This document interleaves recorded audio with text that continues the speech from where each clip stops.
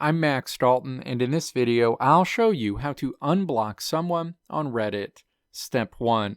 Open the Reddit app on your iPhone, iPad, or Android device, and then tap your profile icon on this screen.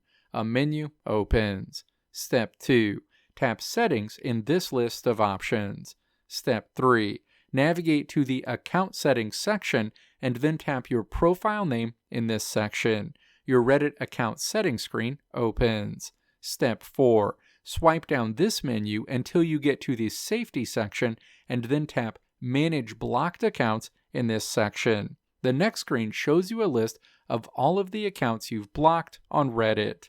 Step 5. Find the specific Reddit account you want to unblock and then tap Unblock associated with that user.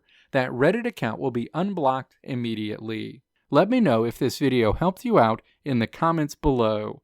If you liked what you saw here, click the video links on the right side of the screen to check out another video.